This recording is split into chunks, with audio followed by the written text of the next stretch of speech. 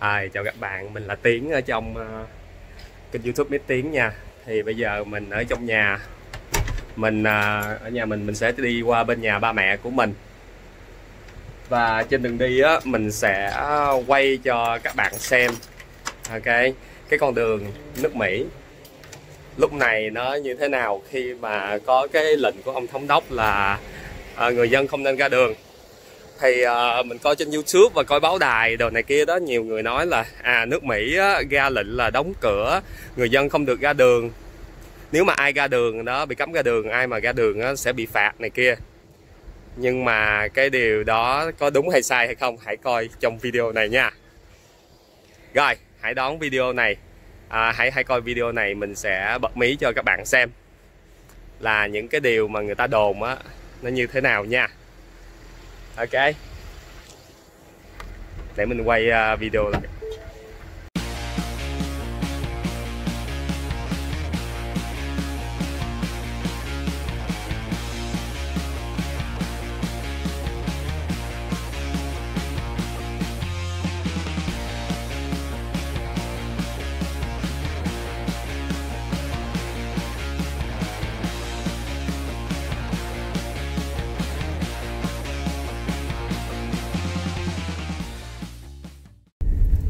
Rồi các bạn, bây giờ mình bắt đầu chạy ra đường nha, để coi thật hư thế nào cái chuyện mà nước Mỹ nó lockdown. Có nghĩa là nó không cho ai dân ra đường gì hết, mà nếu mà ra đường là bị phạt nha. Thì bắt đầu mình đi khám phá cái con đường này để mình tìm câu trả lời. Thì mới vừa ra khỏi cái con đường ở trong nhà mình, ra cái đường lớn đi thôi đó, là mình đã thấy ở đây đã có rất là nhiều xe rồi, và không có xe cảnh sát gì hết. Thì điều này nó nói lên cho mình cái điều gì? Có nghĩa là những cái tin đồn mà nước Mỹ lockdown, người dân không được ra đường, ra là bị phạt, đó là không đúng nha.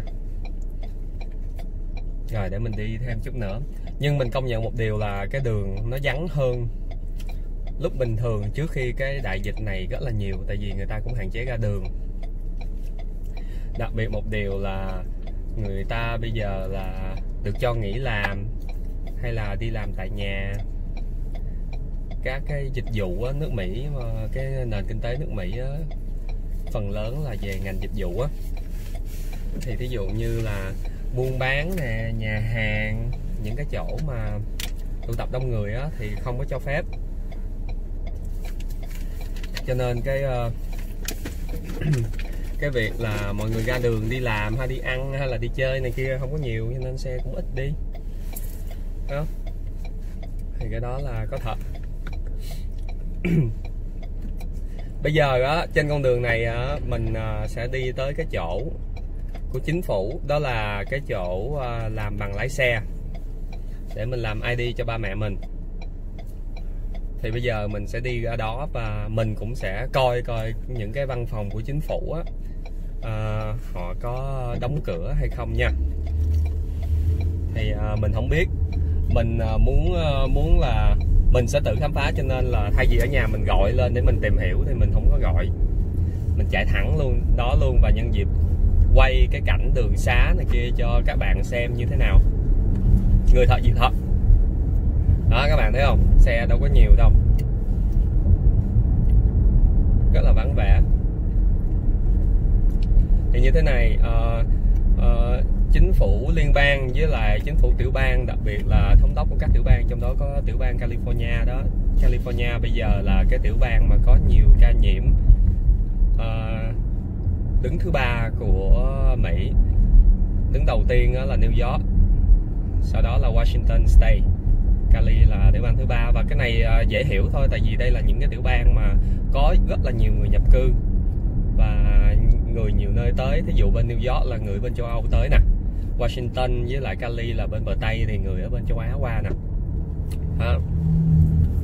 Thì và mật độ dân số, đặc biệt ở New York, tại sao lây lan rất là nhiều, tăng lên rất là nhanh và vượt qua Washington. Tại vì New York City á, chỗ đó mật độ dân số rất là đông, thì cái khả năng lây lan á, nó nhiều hơn. Thì cái đó là mình cũng dễ hiểu thôi, lý giải cho cái việc là tại sao New York nhiều. Thì Tổng thống Mỹ Donald Trump nè, Rồi governor là thống đốc của tiểu bang Cali thì có khuyến cáo thôi nha, chứ không phải bắt buộc nha. Khuyến cáo người dân nên ở nhà và không nên ra đường nếu không thật sự cần thiết. Và cái này nó quan trọng nha các bạn. Khi mà khuyến cáo có nghĩa là khuyên thôi, các bạn có thể làm hay không làm. Và nếu các bạn cố ý thì các bạn có thể bị phạt. Nghĩa là sao? Mình khi mà mình ra ngoài, mình lo những công việc tất yếu, như là mình đi bệnh viện nè, mình đi vô nhà thuốc nè, mình đi mua thức ăn, nước uống này kia nè, thì mình được quyền đó. Rồi nhưng mà mình không có nên là tụ tập. Thí dụ như ra công viên mở tiệc barbecue, một nhóm người, cả chục người ăn barbecue chơi với nhau, rồi tụ tập với nhau một cái nhóm đông chơi thể thao hay là này kia, thì không khuyến khích. Thì nếu mà cảnh sát thấy thì cảnh sát có thể là đuổi bạn đi. Còn bạn mà chống đối hay bạn không nghe thì các bạn có thể bị ticket. Cái đó là chuyện bình thường thôi. Bây giờ nói về cái vấn đề mà lockdown của từng tiểu bang hay là toàn nước Mỹ á, thì cái đó nó khó thực hiện lắm. Nhưng mà nó thực hiện á, thì nó cũng phải có những cái sự chuẩn bị và phải có những cái sự hỗ trợ người dân trong cái quá trình lockdown. Thí dụ như bây giờ đâu có phải ai cũng đi mua mì, mua gạo, mua đồ ăn để trữ đâu các bạn. Thì nếu mà lockdown như vậy đó, mình ở trong nhà mình không có nước mình uống, mình không có đồ ăn mình ăn sao được. Thì chính phủ phải có giải pháp là phải đi cung cấp những cái thức ăn, đồ uống, thậm chí giấy vệ sinh cho người dân. Hoặc là cũng phải cho người dân thay phiên nhau, từng hộ gia đình thay phiên nhau, họ đi mua những cái yếu phẩm được để họ có thể giữ được cái cuộc sống của họ chứ. Cho nên cái việc mà thí dụ lên mạng đồn thổi rồi bắt đầu có phe này phe kia cứ nói qua nói lại, chê bai, nói đủ thứ mà không có kiến thức, mà kiểu như là mình nói theo cái dạng là mình chỉ nghĩ sao mình nói như vậy, rồi truyền bá lung tungตัวnày kia đó, thì mình thấy nó không đúng. Thì bởi vậy đó cũng là cái nguyên nhân mình làm cái video này, để mình quay cho mọi người coi cái cảnh của nước Mỹ nó vẫn diễn ra như bình thường, mặc dù nó giảm đi rất là nhiều. Và một cái nữa là mình sẽ đi tới một cái chỗ văn phòng nhà nước để coi văn phòng nhà nước có đóng cửa hay không. Nếu mà phải đóng cửa đó, shut down cái tiểu bang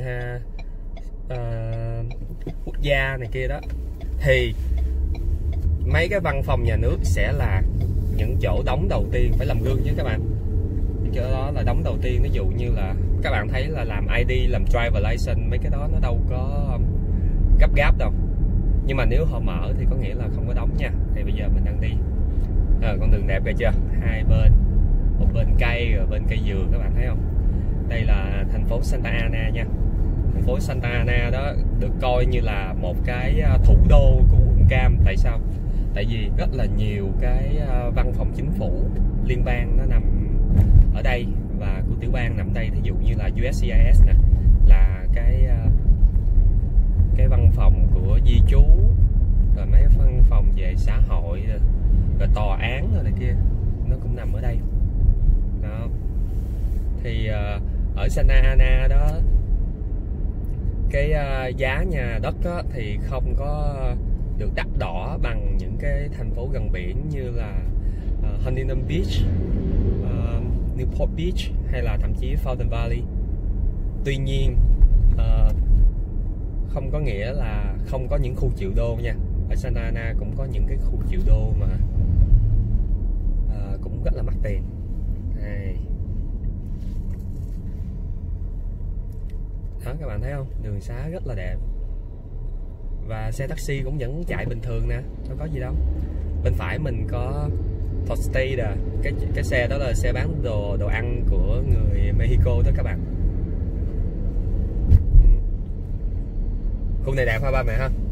Coi đường xá rất là đẹp. Đó, rộng rãi rồi chưa? Cái lane bên đây 2, 4, 6 lane luôn nha các bạn. Không thua gì một cái con đường highway luôn á, rộng lớn như vậy đó.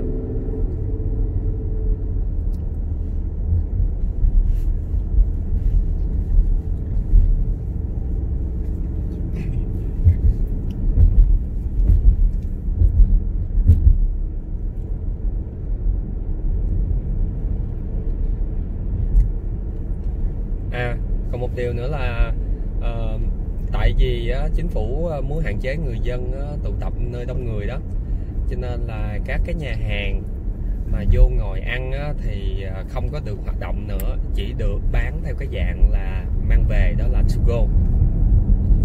Thì những cái nhà hàng đó thì mình có thể chạy tới mình order to go rồi xong mình xách về thôi, chứ mình không có được vô ngồi ăn. Thì đó cũng là một trong những cái cũng đỡ cho những nhà hàng. Nếu mà bây giờ cấm nhà hàng hoạt động luôn á thì cũng rất là ảnh hưởng kinh tế cho các nhà hàng đó. Thì được một cái là bây giờ cũng cho nhà hàng hoạt động nhưng mà chỉ cho mang đồ ăn đem về thôi. Đặc biệt là trong cái lúc mà dù phong tỏa cái con đường phong tỏa cái tiểu bang hay đất nước á, thì có những cái tiệm nó sẽ không bao giờ phong tỏa. Đó là gì? Nhà thuốc nè, những cái siêu thị mà bán đồ ăn nè, đó thì những cái đó là không bao giờ bị phong tỏa. Rồi bây giờ mình tới con đường First Street nha, rồi mình quẹo trái để mình đi ra ngoài cái chỗ mà làm bằng lái xe. Và bằng lái xe ở Mỹ á, nó cũng nó bằng lái xe ở Mỹ nó cũng là ID luôn á các bạn. Mỗi người chỉ cần một cái ID có thể đi bất cứ nơi đâu, đó là cái ID đó là nó cũng là bằng lái xe, hai cái nó gộp chung vô một. Còn ở Việt Nam của mình thì mình thấy là có hai cái, một cái là bằng lái xe riêng, rồi một cái là chứng minh nhân dân riêng đó. Thì mình thấy gộp lại thì nó tiện hơn. Hy vọng trong tương lai chính phủ mình cũng gộp lại hai cái thông tin đó. Thì thí dụ như ai mà không có bằng lái thì được coi cái đó là ID, mặc dù cái ID họ lái xe không được. Còn ai mà lái xe được, có bằng lái thì cái ID đó cũng là cái bằng lái xe luôn. Mình thấy như vậy nó rất là tiện. Chứ bây giờ trong cái bóp mà vừa card quẹt xe, vừa ID, vừa đủ thứ thẻ thiết này kia, mình thấy cái bóp nó quá bự, không cần thiết.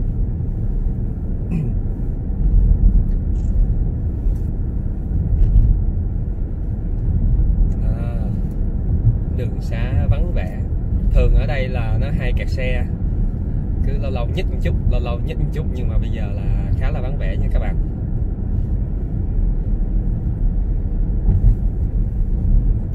Một lát trên đường về có thể con sẽ chở ba mẹ đi cái đoạn đường để ba mẹ thấy cái chỗ ba mẹ sẽ thi quốc tịch.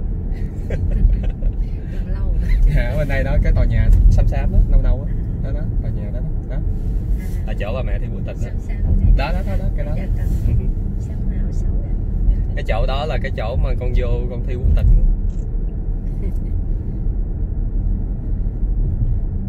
Còn lâu, ba mẹ còn 3 năm nữa. 3 năm nữa.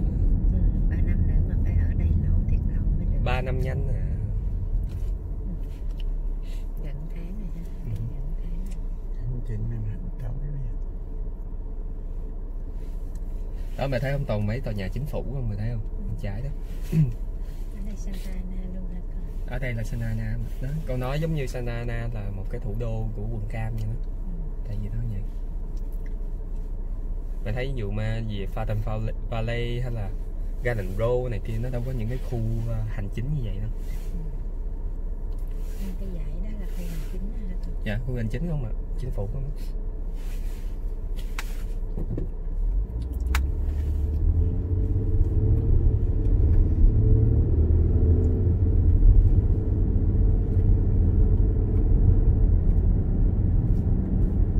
Đường xá sạch sẽ, yên bình ha các bạn ha. Nhìn mà mấy cái khúc này nè mà nó giống châu Âu á mà. Cái nhà thấp rồi cây cối yên bình. Cây bắt đầu ra lá rồi đó con, sắp chuyển qua mùa xuân đấy. Mùa đông thì cây các bạn thấy trơ trụi nhiều không? Nhưng mà bây giờ là chuyển mùa xuân cho nên thấy rất là nhiều lá non xanh tươi ha. Xanh non, xanh lợt. Trời ơi, bằng này vượt đèn đỏ. Các bạn thấy chưa? Oh my god. cấm giảm này sẽ nâng xuống này.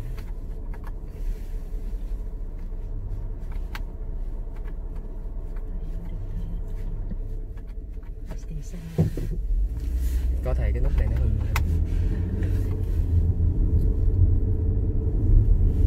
Rồi mình đi tiếp nào.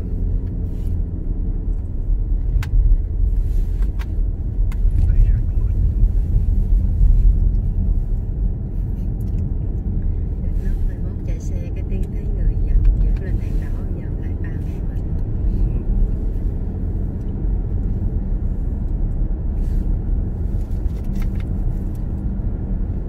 Được. Được không? Hình như phải bấm cái nút đi ra nè. Audio. Rồi mình đi tiếp nào. Sắp tới rồi, đi lên qua cái đèn xanh đèn đỏ đó là cái chỗ mà làm bằng lái xe nha. Thì mình không biết là cái chỗ bằng lái xe hôm nay có mở cửa hay không nha. Hôm nay là buổi sáng thứ hai, ngày mấy mà? Ngày 24 tháng 3.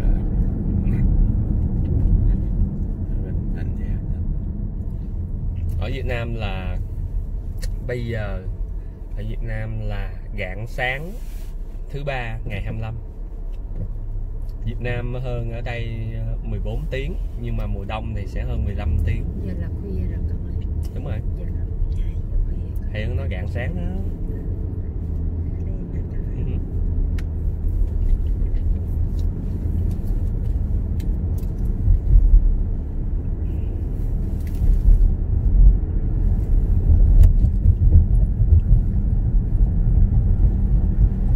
Cái máy của em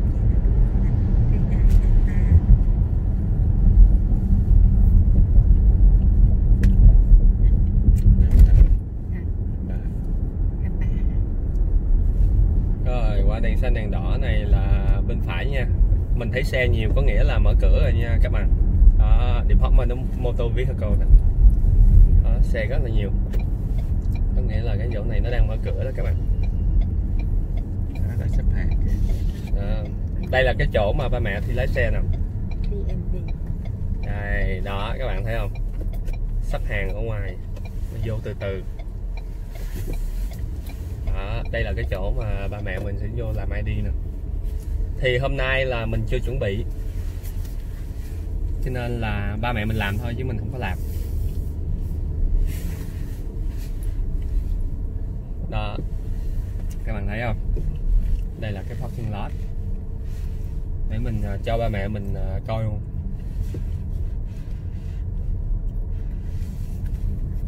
Trong đây là xe của Tiểu Bang nè. Sau này ba mẹ đi thi á thì như thế này nè, ba mẹ sẽ chạy xe lên đây, driver test nè. Đó, bắt đầu ba mẹ sẽ đậu xe ở đây. Ba mẹ đậu xe ở đây cái bắt đầu người ta ra, người ta nhảy lên xe, người ta sẽ hỏi ba mẹ ok bật đèn xi nhan trái, đèn xi nhan phải này kia, ok. Rồi khi mà ba mẹ vô đây á, người ta vô chấm điểm ba mẹ đầu tiên là nhiêu không? Vừa nhảy lên xe là phải đeo seatbelt liền, sau đó mới mở máy lên, rồi bắt đầu check kiến, rồi bắt đầu người ta mới kêu mình lên. Còn ba mẹ lên mà ba mẹ chưa đeo seatbelt, ba mẹ lo mở máy này kia, rồi ba mẹ không check kiến không kia là không được. Đeo seatbelt vô, mở máy lên, bắt đầu check kiến, rồi đó, đúng đó. Chỉnh ghế ngồi rồi cho Chỉnh ghế ngồi này kia đó, rồi mới đi đó. Rồi vậy nha các bạn. Vậy là các bạn đã có cái câu trả lời cho những cái việc mà nói về nước Mỹ nó lockdown như thế nào rồi sao nha. Thì họ chỉ giới hạn thôi chứ họ không có lockdown gì hết, cho nên là mình hy vọng là cái video này giúp cho các bạn được thêm nhiều kiến thức và rõ hơn về những cái vấn đề mà nước Mỹ lockdown như thế nào. Cảm ơn các bạn. Nếu các bạn thấy video này hữu ích thì nhớ like, share, comment, và đặc biệt là đừng quên đăng ký hay còn gọi là subscribe kênh Mít Tiếng của mình. Cảm ơn các bạn. Hẹn các bạn ở những video sau.